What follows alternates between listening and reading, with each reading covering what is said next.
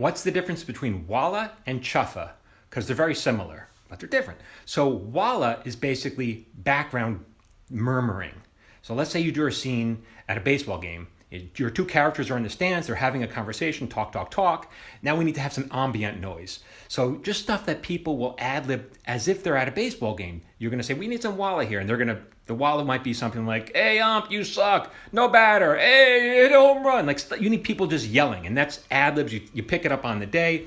You don't need to write that on any script. Like, that's just ad-lib normal stuff. Let's say your two characters are talking, and then someone yells out, hey ump, you suck. Now your character may turn around and say, hey, would you mind not yelling in my ear? Okay, so now that's not Walla anymore. Now that has to be dialogue. That guy has a line behind me, he's yelling, right? And I got a line, so that's dialogue. It's not Walla now. Let's talk about Chuffa.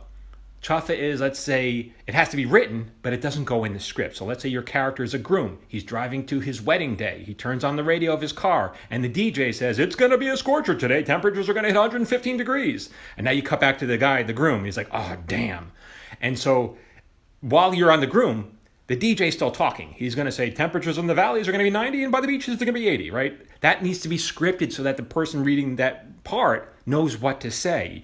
You don't put it in the script, but it needs to be written somewhere. You don't need to make a note in the script either. You don't need to say, hey, Walla to come. Like, that's crazy. Why not? That's just going to take your reader out of the moment. You're trying to cast a spell as a story. You're trying to cast a spell. If they have to read this stuff, if they're reading production notes, it's just going to take them out of the moment. Now, for me, let's say I'm shooting this thing tomorrow because I'm a professional writer and I got to shoot it tomorrow. Maybe I'll make a production note that says, hey, note, background actors are going to be drenched in sweat. Maybe I'll do that. I probably won't. That'll probably come up in the production meeting. So even then, I don't even put a lot of, these notes in the script, okay?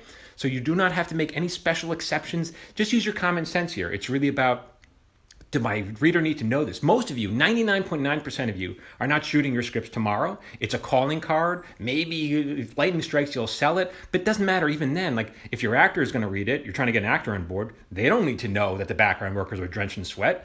Your director doesn't need to know that. They'll figure that out on the day. The people giving you money, they don't need to know that. So it's about, are you making your story better or worse, okay?